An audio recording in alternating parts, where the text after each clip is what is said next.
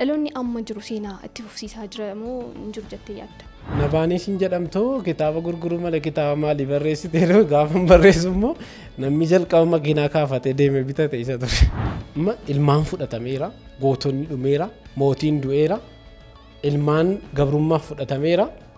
Maal tafere masaraan hin gubamaa jechuudha. Gaafa seenaa haaraa kana lafa barreessitu dhiibbaa akkam akkamii irratti sirriitti ga'e? Yeroo lama sammuun koo na gadhiiseera. Jaalala miti baraachaadha.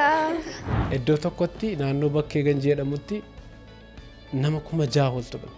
Dhaloota dubartii bakka duwwaa guddaan qabduun yaasinii galagaa. Kan akka Abbaa Bugiboo gaanfa Afrikaatti barreeffamee hin jiru. Maal jetta qaashi? Ati dhageessee beektaa Abbaa Bugiboo fa'aa jechuudha?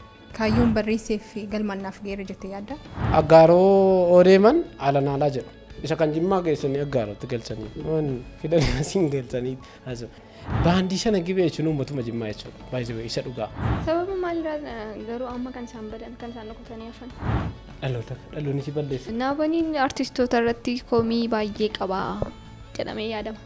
Sirrii miti ishoomeen sirbamuu qaba, asaasee roobee sirbamuu qaba. Dhaloota nama lubbuun jiru dhiisee nama lubbuun darbetti friend request ergatee follow.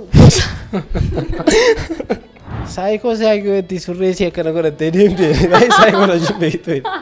Haceen akkuma jedhetti namni lubbuudhaan jiru seenaa balleessus kan badeeffachuus hin danda'a humna akkasii qaba jedheetu.